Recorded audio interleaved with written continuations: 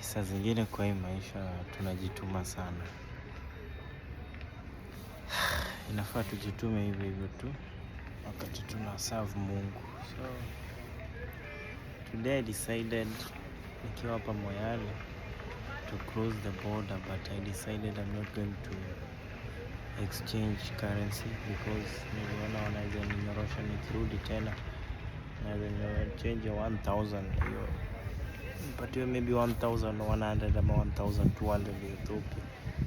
Hata kama niko na calculator, nikivuka niende the other side labda nigongwe zote, kwa sababu sijui mahali naenda.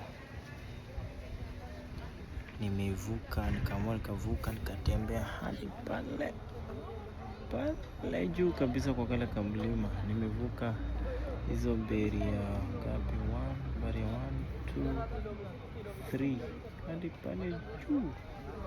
Nimefika pale, and the funniest part ni when you're entering maybe Tanzania or entering Uganda ama other country, unaanza kupata message hata before uingie. Welcome to Tanzania, welcome to Uganda. But sasa hii I don't know how weak or maybe how strong their systems are.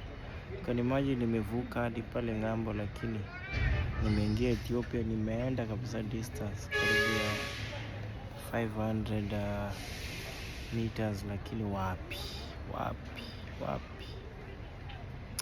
Nimeamua, nimechoka, nikarudi. Sasa nimekaa hapa, nimevuka, nimeingia hapa kwa immigration ya Kenya, so nimechokea hapo. Ngoja niendelee safari kwenda huko juu.